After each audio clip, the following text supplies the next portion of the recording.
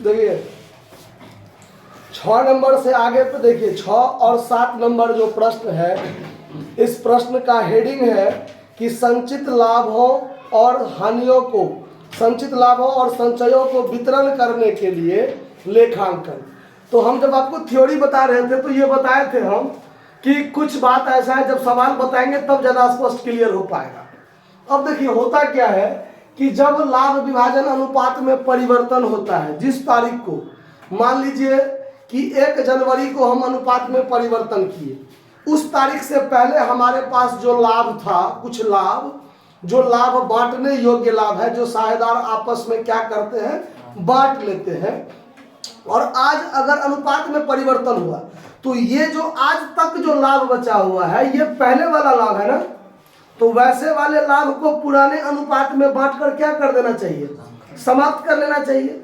लेकिन अगर हम आज बांटकर समाप्त नहीं करेंगे, आज के बाद नया अनुपात हो जाएगा और कल के डेट में अगर ये लाभ को बांटना पड़े तो फिर वो नया वाला अनुपात में बटाएगा तो परेशानी होगा। तो या तो आज के डेट में जिस तारीख को अनुपात में परिवर्तन हुआ उस तारीख को अगर कोई लाभ वाला बात है, उस लाभ को या तो आप अभी बांटकर समाप्त कर लीजिए या फिर अनुपात में परिवर्तन जो होता है उसके लिए आप समायोजन कीजिए, है ना। तो समायोजन वाली बात जो है वो 8-9 से आगे है। 6 और 7 नंबर जो प्रश्न है, ये प्रश्न है अनुपात का जो परिवर्तन हुआ है उससे पहले आपको क्या कर देना है, बांटकर समाप्त कर देना है। यानी अनुपात में परिवर्तन आज हुआ और आज से पहले इसको बांटकर क्या कर लीजिए, समाप्त कर लीजिए।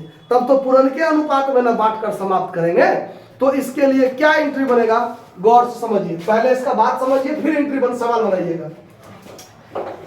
इसके लिए सवाल के लिए जो थ्योरी है, जब अनुपात में परिवर्तन हो, जब अनुपात में परिवर्तन हो और परिवर्तन से पूर्व, परिवर्तन से पूर्व जनरल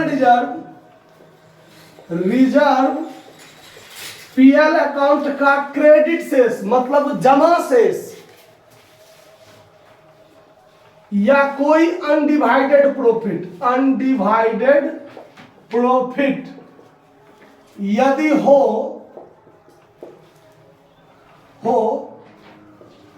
उसे परिवर्तन से पूर्व बांटने के लिए कहा जाए, बांटने के लिए कहा जाए तो साझेदारों के बीच पुराने अनुपात में बांट देंगे। क्या कर देंगे, पुराने अनुपात में बांट देंगे।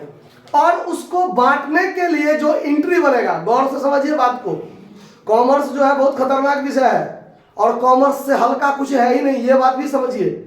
इसकी बातों को बात अगर समझ लिए तो फिर हल्का लगेगा। तो अनुपात में परिवर्तन से पूर्व जब कहेगा उसको बांट दीजिए, तो ये चीज जो है जनरल रिजर्व पीएल अकाउंट का क्रेडिट शेष, इसका जो निर्माण होता है, सृजन होता है, वो लाभ से होता है।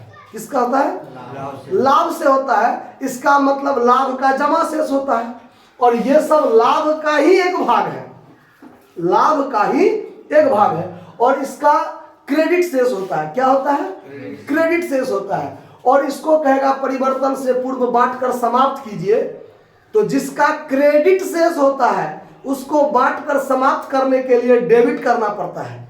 जिसका निर्माण क्रेडिट से हुआ उसका समाप्ति डेबिट से होगा। ध्यान रहेगा बात। तो इस सब को अगर परिवर्तन से पूर्व बांटने के लिए कहा जाए तो इसको डेबिट करना पड़ेगा। देखिए एंट्री क्या बनेगा, general reserve account DR, reserve account DR, PL account का जो क्रेडिट शेष है वो debit, undivided profit account DR. यानी आप एक ही में डीआर कीजिए, अच्छा है, इसका अलग अलग एंट्री बनाइए, कोई फर्क, हम समझाने के लिए दे रहे हैं, ठीक है। To all partners capital account, to all partners account, क्यों?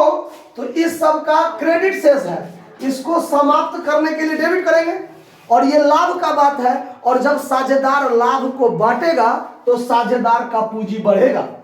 साझेदार का पूंजी क्या होगा? बढ़ेगा। तो साझेदार का पूंजी बढ़ता है किस चीज से? क्रेडिट से ना। पूंजी की खाता क्रेडिट से खुलती है और वृद्धि क्रेडिट से होगा ना। तो to all partners capital account, और इस सब को, सबका अमाउंट ओल्ड रेशियो में बांट देंगे। किस में बांटेंगे? साझेदार का पूंजी एबीसी है तो 2A capital, 2B capital, 2C capital कर देना है। आया बात समझ में? कोई दिक्कत? और यदि, अब यहीं पर ध्यान से देखिए, यदि परिवर्तन से पूर्व पीएल अकाउंट का डेबिट शेष हो, क्या हो? पीएल अकाउंट का डेबिट शेष हो, तो उसे भी पुराने अनुपात में ही बांट लेंगे, उसे भी पुराने अनुपात में बांटेंगे। तो उसके लिए पीएल अकाउंट का डेबिट शेष हो, तो इसको समाप्त करने के लिए क्या करेंगे? क्रेडिट करेंगे। और हानि जब साझेदार बांटेगा तो साझेदार का पूंजी क्या होगा? घटेगा। तो साझेदार का पूंजी घटेगा, तो all partners capital account D R, all partners capital account Dr, और 2 में हो जाएगा पीएल अकाउंट। आया बात समझ में? साझेदार का पूंजी घट जाएगा। कोई दिक्कत बात को समझने में? तो अब जो है सो इसको आप नोट करना है, तो इसको नोट कर लीजिए, फिर आगे बताते हैं। देखिए 6 नंबर प्रश्न, अभी थ्योरी समझाए हैं, वैसे उसी आधार पर सवाल है। देखिए क्या कहता है कि ए बी एक फर्म में साझेदार है जो लाभ को 3:2 में बांटते हैं। उन्होंने लाभ हानि को समान रूप से बांटने का निर्णय लिया है। आने वाले भविष्य में लाभ अनुपात में परिवर्तन के तिथि को, यानी जिस दिन अनुपात में परिवर्तन हुआ है उस तारीख को लाभ हानि खाता का 40,000 रुपया डेबिट शेष है। कौन शेष? डेबिट शेष मतलब हानि हुआ ना, हाँ। और 10,000 रुपया का सामान्य संचय, तो सामान्य संचय मतलब लाभ का, सामान्य संचय लाभ का बात, पीएल अकाउंट का डेबिट शेष हानि की बात है ना।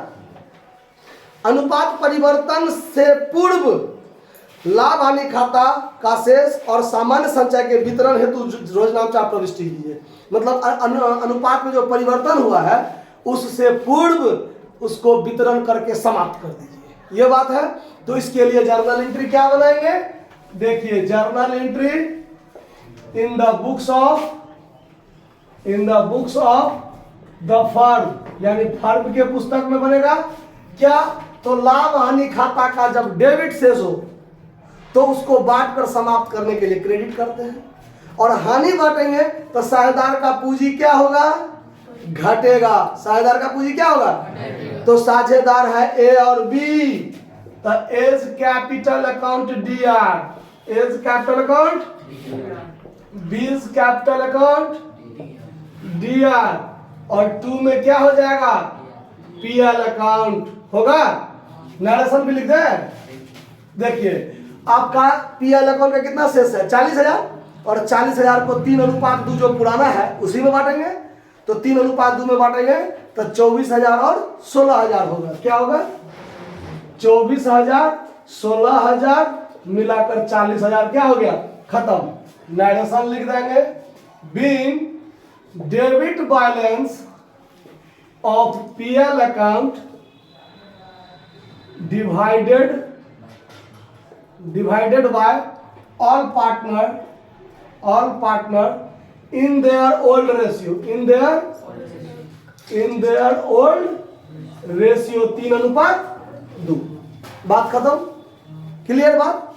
उसके बाद जनरल रिजर्व का भी 10,000 है, तो ये तो लाभ का बात है, क्रेडिट शेष होगा। जनरल रिजर्व का कौन शेष होगा? अब इसको बांटकर समाप्त करने के लिए तो डेबिट करना है, तो डेबिट कीजिए general reserve account, general reserve account 2 अब इसको बांटकर समाप्त करेंगे 10,000 को, तो साझेदार ए और बी का पूंजी क्या होगा, बढ़ेगा। तो बढ़ेगा तो टू एज कैपिटल अकाउंट और टू बीज कैपिटल अकाउंट। 6,000 4,000 उसी पुराने अनुपात 3:2 में क्या करेंगे, बांट देंगे। नरेशन लिख देंगे, be general reserve divided by all partner, divided by all partner in their old ratio 3:2। Clear हुआ बात, कोई दिक्कत? तो 7 नंबर सवाल आप लोग खुद बना लीजिएगा, सेम टू सेम है। उसमें 50,000 का जमा शेष है लाभ का, और जनरल रिजर्व का शेष है 24,000। तो उसको भी पुराने अनुपात में, जनरल रिजर्व को बांटने के लिए ऐसे ही जनरल रिजर्व दिया, और साझेदार है धोनी और पठान, तो to Dhoni capital account to Pathan capital account, है ना। और पीएल अकाउंट का जमा शेष है, तो जमा शेष है तो जैसे इसमें पीएल क्रेडिट हुआ है उसमें डेबिट हो जाएगा, और ये दोनों साझेदार जो धोनी और पठान का पूंजी खाता है वो क्रेडिट हो जाएगा ना।